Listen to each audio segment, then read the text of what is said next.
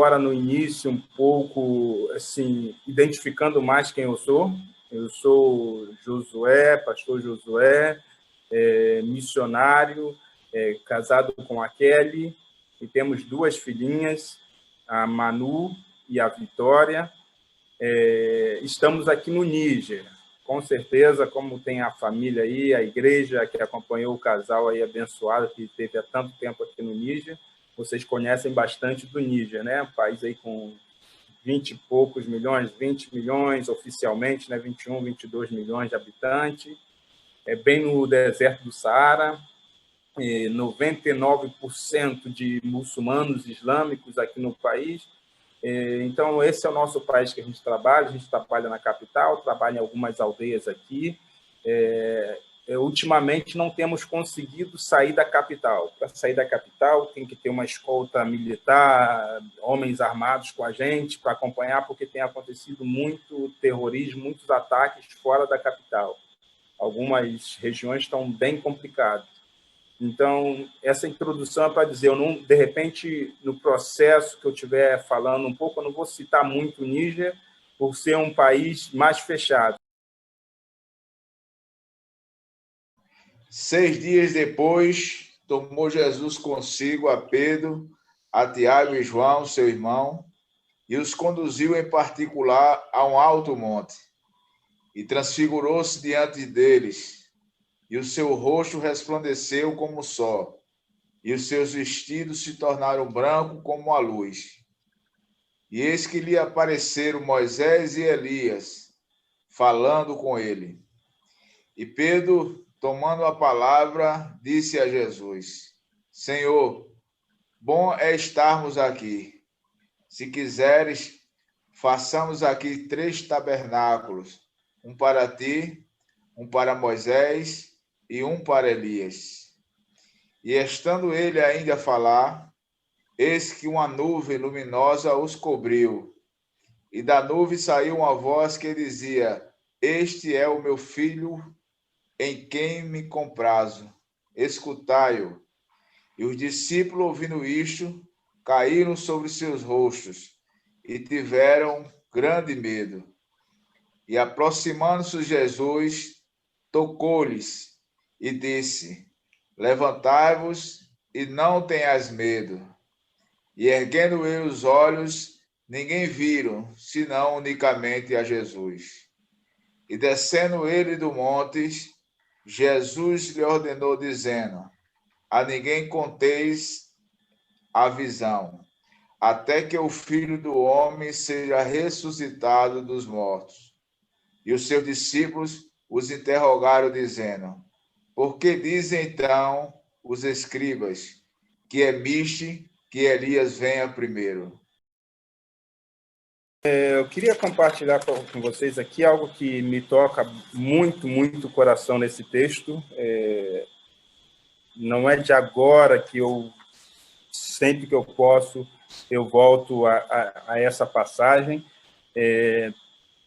porque eu vejo os discípulos ali impactados por algo acontecendo ali nesse momento, né? Então, por isso que eu dei um tema, a transfiguração, ou no Monte da Transfiguração, vidas impactadas pela manifestação da glória de Deus.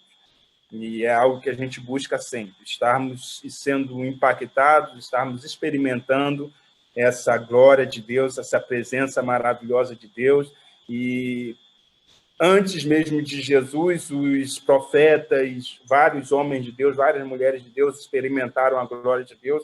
E quando Deus se manifesta como Jesus, o Deus Emanuel, então essa glória é maravilhosa. E hoje a gente tem essa manifestação, a gente experimenta isso, a gente às vezes não se dá conta de como Deus está se manifestando, Deus está se revelando, Deus está manifestando sua glória, a gente vai sendo levado pela vida, mas a gente pode experimentar essa manifestação dessa glória e a gente pode, sim, ser impactados por essa glória. O texto começa dizendo de 6 dias depois. 6 dias depois de quê? Se a gente for ler em Mateus 16, a gente vai ver que Jesus estava falando, em Mateus 16, na partezinha final, Jesus fala da sua morte. um dos primeiros momentos, o primeiro momento que Jesus fala para os seus discípulos, já fizemos milagres, já fizemos muita coisa, já fizemos muitas experiências juntos, mas eu vou morrer. E minha morte não vai ser uma morte natural, vai acontecer algo que vocês vão ficar assustados, vai acontecer algo que vocês vão perder, de repente, a fé, e se preparem. E é nesse momento que Pedro também toma a palavra com seu ímpeto de mostrar que acredita mais do que todo mundo, ou sua paixão pelas coisas, e Pedro repreende Jesus, Jesus fala com Pedro, e Jesus também repreende Pedro para dizer, essa sua palavra não vem de Deus, pode mudar o seu discurso, porque a história vai seguir o seu curso. Eu vim a esse mundo, eu vou fazer milagres, eu fiz milagres, vou pregar o evangelho, vou mostrar que eu tenho o poder de Deus sobre mim, eu sou o próprio Deus, vou revelar isso para as pessoas, mas eu vou morrer. Preparem-se para essa realidade. E muitas das vezes a gente mesmo, na nossa caminhada, a gente não está preparado para surpresas. E às vezes quando chega aí uma pandemia, quando chega aí uma perda de emprego, quando chega aí uma morte súbita, a gente perde o chão. Não é um problema a gente ficar assustado, a gente se sentir abalado por essas circunstâncias da vida, mas ao lermos a Bíblia, Deus nos fala, no mundo vocês vão ter aflições, se preparem, não é para querer buscar sempre estar vivendo de uma forma a sofrer, gostar de ser um masoquista, eu quero sofrer, não, mas se preparem, porque no mundo vocês terão aflições. Olha a vida dos profetas, olha os profetas que eu mais usei, como eles passaram por dificuldades, isso é para nos preparar e dizer, sim, o evangelho não é só bonança e prosperidade, tranquilidade. Não, terão lutas, terão aflições, mas em todas essas coisas nós podemos ser mais do que vencedores. Nós podemos atravessar todas as circunstâncias. E então Jesus, 6 dias depois, depois de que momento ainda? Quando Jesus falou para os discípulos, olha só, se vocês querem me seguir, se quiseres vir após mim, tomem a sua cruz e siga-me. Não é pegar uma cama, não é pegar uma boa cadeira ou uma boa rede. Eu não sei se na região de vocês aí a gente usa muita rede também. Não é pegar uma boa rede, me seguir e quando achar lugares tranquilos a gente vai se repousar. Não, pega a sua cruz e siga-me. Tem muita coisa boa aí, muita coisa boa no Evangelho, tem muito prazer, mas é com a cruz nas costas, é carregando a cruz, porque mesmo no momento de prazer, você vai estar sofrendo algo, porque você vai estar vendo pessoas sofrendo ao seu redor. Você vai estar vendo que tem algo errado acontecendo e você precisa se doar para consertar algo ou para ser, pelo menos, contribuir um pouco para que as coisas estejam melhor. Então, sempre estamos com a cruz. Sempre estamos com a cruz. E 6 dias depois, Jesus pega, então, os discípulos. Mas não pegou todos. Ele pega aí, então, Pedro, Tiago e João, e isso, para mim, é maravilhoso quando Jesus nos mostra isso na sua palavra. Para revelar para cada um de nós. Sim, estamos aqui num grande número, sim, estamos no Brasil, estamos no Níger, estamos no meio da humanidade, eu tenho um chamado para cada um, mas eu tenho algo específico para a sua vida. Eu quero te levar, você como casal, 2, 3, você sozinho, eu tenho algo específico e especial para a sua vida. E é assim que Jesus trata com cada um de nós. E eu espero que na nossa caminhada aí, caminhada pastoral, os diáconos que estão aí, missionários, nós, que cada um possa perceber especificamente o que Deus tem para nós, o que Jesus tem para nós nesse tempo. Ele tem coisas para nos revelar especificamente, para dizer, eu quero te levar para tal lugar, eu quero fazer isso e realizar isso na sua vida. Isso, para mim, é muito maravilhoso quando ele chama Pedro, Tiago e João e vai para um lugar especial. E vai para uma situação nova, que é a saída ao monte. Vamos para o monte. Vamos sair do meio do burburinho aqui, vamos sair do meio dessa pandemia e vamos ter contato com algo precioso nesse momento. Depois vai chegar o momento que a gente vai voltar para essa confusão toda aqui, mas agora chegou o momento de ter esse momento especial na presença de Deus. E aí eu vou vendo que a vida dele já está sendo preparada para viver esse impacto da presença e da glória de Deus. Esse algo especial, essa presença de Jesus específico, num lugar específico, para que ele possa passar mais algo específico também, especial para a vida de Pedro, Tiago e João. E no verso 2 nos fala, então, do momento da transfiguração. Né? O verso 2 aí que o pastor leu tão bem para a gente aí, quando Jesus é transfigurado, quando o seu rosto é transformado, quando a glória de Deus resplandece, como o sol, diz aqui que resplandece como o sol. Imaginemos como o sol, mas o sol, se a gente de longe para a gente olhar, já é complicado demais. Imagina estar perto do sol e olhar para o sol, é impossível se aproximar. Mas com Jesus era como o sol, mas os discípulos podiam estar perto de Jesus. Então, era uma beleza extraordinária e algo que impactou a vida, a vista, a visão deles, com certeza. A presença de Jesus traz isso para nós, sermos impactados e termos a nossa visão transformada. Aí o verso 3 nos fala que apareceram, então, Moisés e Elias, falando com Jesus. Era necessário, isso para mim é maravilhoso. Esse texto, para mim, ele traz todo um contexto que nos dá um impacto maravilhoso. Né? Em outras passagens da Bíblia, a gente lê quando Jesus fala sobre a lei e os profetas, porque a lei e os profetas fizeram isso até aqui. Agora é o tempo da graça do reino de Deus, o reino de Deus é chegado. A gente tem isso em Mateus 16, verso 18, a gente tem isso em Mateus 7, 12 e em Lucas 16, quando Jesus fala a lei e os profetas, citando, porque o povo de Israel, esses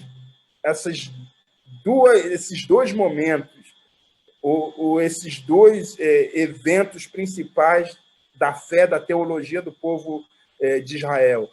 A lei com Moisés. Aqui apareceu Moisés representando a lei, os 10 mandamentos, tudo aquilo que foi dado a partir dos 10 mandamentos, para o povo se enquadrar e conhecer um pouco mais de Deus, porque senão o povo não conseguiria viver próximo de Deus.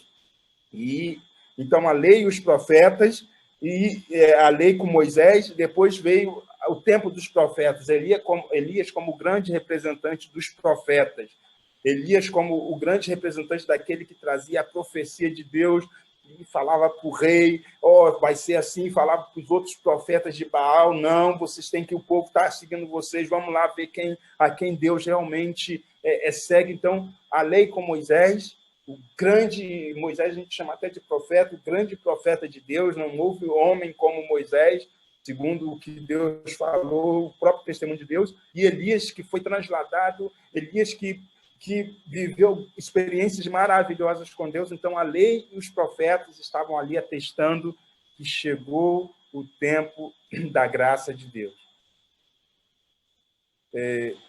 Pedro, Tiago e João foram levados para o monte para viver algo especial, específico com Deus, e agora eles estavam aprendendo a conhecer Jesus, já tinham visto Jesus fazer alguns milagres, já tinham ouvido falar de como Jesus nasceu, um pouco das circunstâncias que Jesus nasceu, mas eles não conheciam quem é Jesus. Jesus ainda não era como nós que temos a Bíblia, já o cânon fechado, a lei está aqui, os profetas estão aqui, Jesus está aqui, Jesus morreu, Jesus ressuscitou, Jesus enviou Paulo, os apóstolos.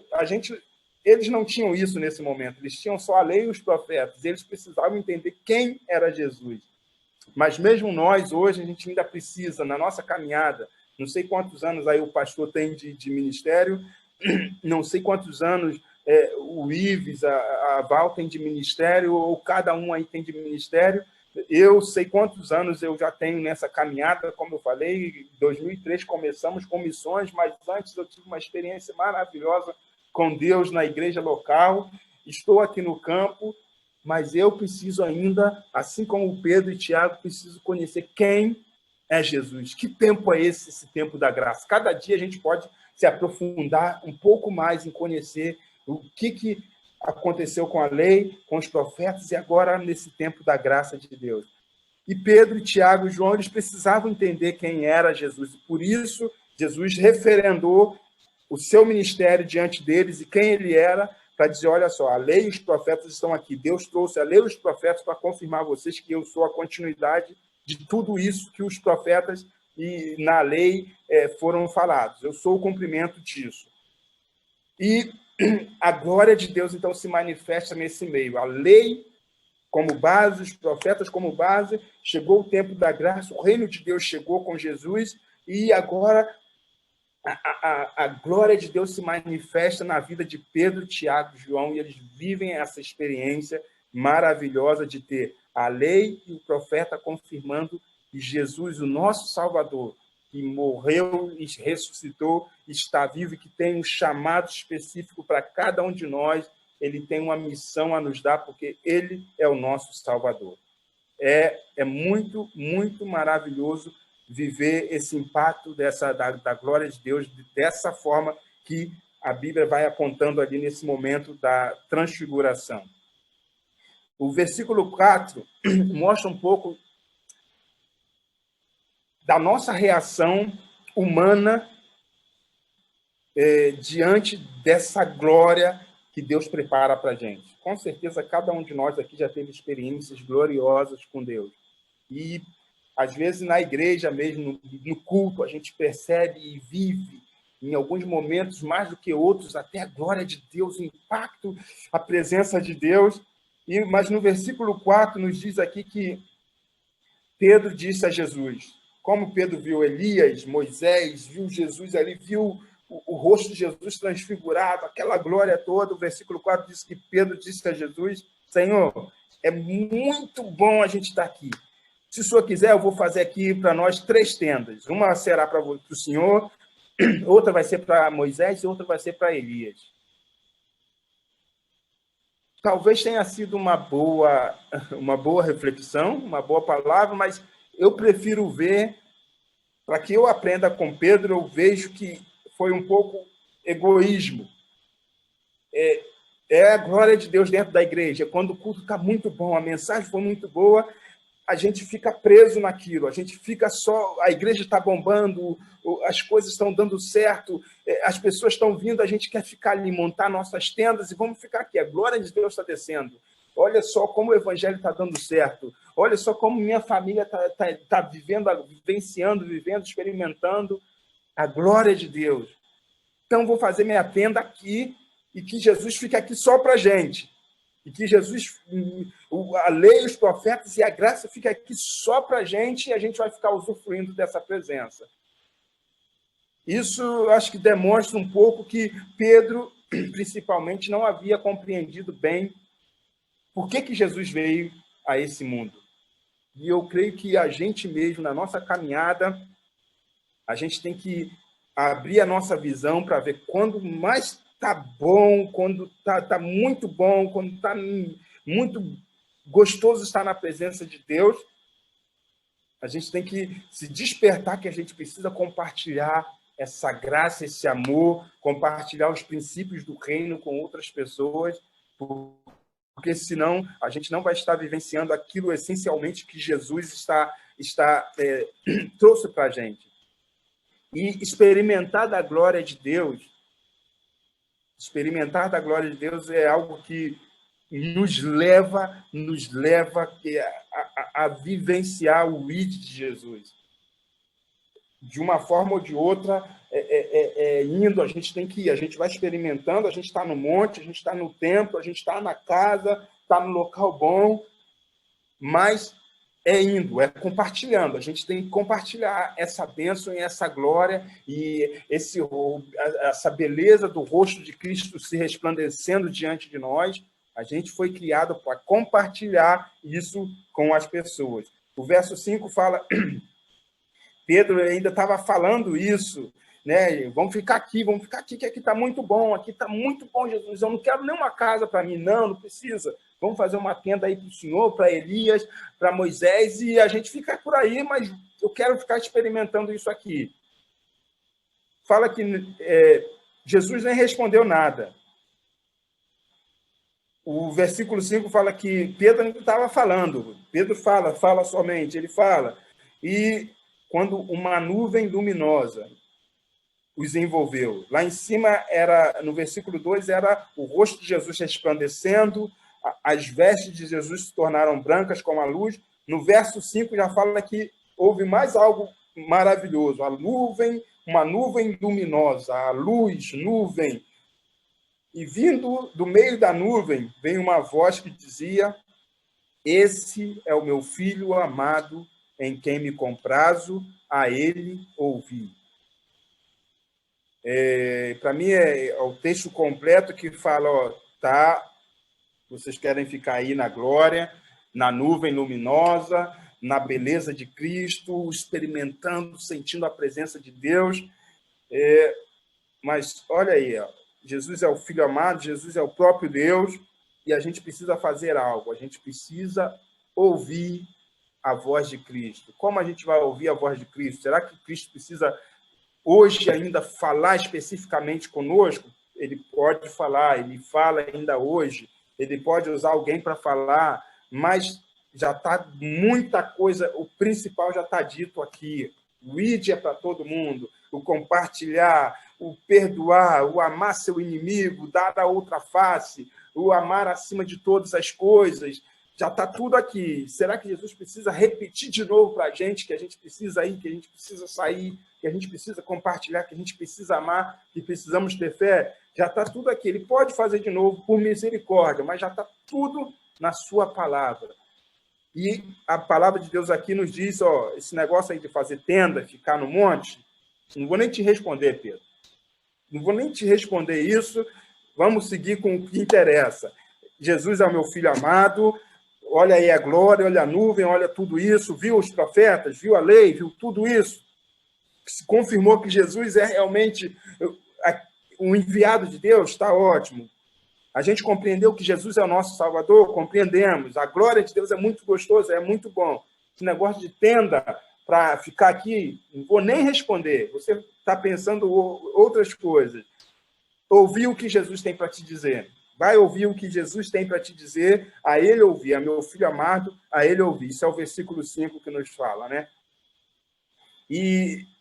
Mas, às vezes, a glória de Deus pode nos trazer essa reação que trouxe para Pedro, né? Ficar agitado e não saber nem o que falar, e falar coisas e refletir de uma forma errada, mas que Deus nos conduza a refletir da forma certa. No momento que a gente experimentar da poderosa mão de Deus sobre nossas vidas, que a gente possa tomar as decisões corretas, as decisões que vêm do coração de Deus. Nas pequenas coisas, nas grandes coisas, nas pequenas decisões, que a gente possa ter a visão correta. Olha só, nessa hora desse conflito com alguém, a decisão que você tem que tomar é essa, que a gente possa tomar as decisões corretas, não sair falando como Pedro. E os discípulos tiveram muito, muito medo. O versículo 6 fala que quando eles ouviram isso, eles caíram de bruços e tomados de grande medo. O versículo 7, Mateus 17, versículo 7, fala que Jesus lhes tocou. Deus tinha falado, ouviu o que Jesus tem para falar. E o que Jesus faz? Jesus toca eles quando eles estão caídos de medo, agora estão caídos com medo, e Jesus fala, erguei-vos e não temais. E eu creio que é essa a palavra que Jesus tem para nós hoje. Nos coloquemos de pé. Tem pandemia, tem falta de emprego, de repente, perdi emprego, perdi isso, perdi aquilo, de repente perdi alguém da família, perdi um amigo. O medo é normal, tem que tomar uma decisão diferente, porque a gente precisa tomar uma decisão agora para algo em nossa vida que a gente não sabe qual vai ser o resultado. Que a gente possa ouvir o que Jesus está falando para a gente, que possamos estar sensíveis à voz dele e que a gente possa se erguer. Não é momento de ficar caído, não é momento de ficar pelo caminho, é momento de nos erguermos, ouvir a voz de Jesus e não ter medo. E falar para o nosso coração, por que você está abatida? Minha alma, por que você está com medo? Não tenha medo, não tenha medo. Vamos ouvir a voz de Cristo, ouvir a voz de Cristo para que ele nos conduza segundo a sua boa vontade.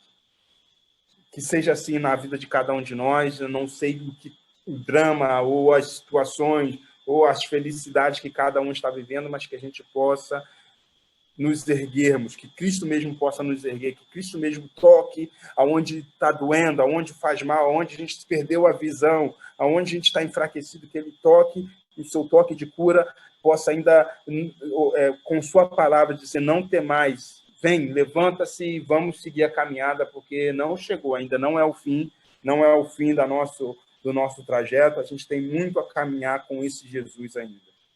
E quando eles levantam os olhos, então, versículo 8, eles não viram mais ninguém. Para mim é maravilhoso também. A lei e os profetas são um complemento para preparar o caminho para a chegada do reino de Deus em Jesus, porque em Jesus tudo se cumpre. A gente não aboliu e não rejeitou a lei e os profetas, mas tudo se cumpre em Jesus. Jesus é o suprassumo que revela a presença de Deus, é o Deus encarnado. Jesus é o Salvador, é a salvação, é Deus presente conosco. Então, a lei e os profetas vêm com Jesus. Então, quando eles abrem os olhos e não veem mais ninguém, é para dizer, agora vocês podem caminhar com Jesus Cristo, porque a lei e os profetas já estão aí. No Evangelho, a lei e os profetas já estão embutidos. Você não precisa pensar em não matar. Não matarás. Por que não matarás? Não, é amar o teu próximo acima de... Amar o teu próximo de todo... Amar o teu Deus, amar. Se você ama, você nem precisa se preocupar em não matar. Se você vai dar outra face, amar o teu inimigo, você não precisa se preocupar em... Não, porque no amor você não vai fazer mais aquela... Você não precisa nem se preocupar em cumprir a lei, porque o amor... Você vai se sacrificar até pelo seu inimigo. Então, imagina pelo seu amigo. Então, matar já não é mais parte do nosso vocabulário. Então, a graça veio aprofundar a lei e os profetas. Se a gente entra no tempo da graça, a gente está muito mais profundo do que a lei e os profetas. Se a gente entra no tempo da graça, do reino de Deus, na dinâmica do reino de Deus, a gente vai cumprir muito além ainda do que a lei exigia, porque a gente vai cumprir de coração, não só porque alguém está vendo e vai nos punir. Não, eu cumpro isso porque eu compreendi o que é o evangelho na minha vida. E eu preciso viver esse amor de não pecar, de não roubar, de não dar falso testemunho, de não desejar a mulher de meu próximo.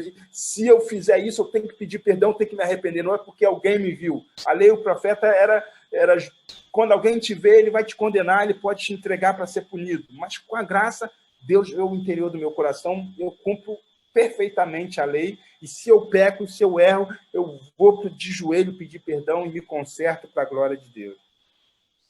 Como o texto fala, Deus falou, ouvi o que Jesus tem para dizer.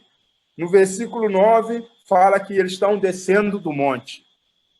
Isso, para mim, é o fechamento de tudo aquilo que viveram a glória, experimentaram a glória de Deus, quiseram viver essa glória só para eles, construindo tendas, mas aqui Jesus fala, vamos descer. Nosso lugar não é ficar parado aqui.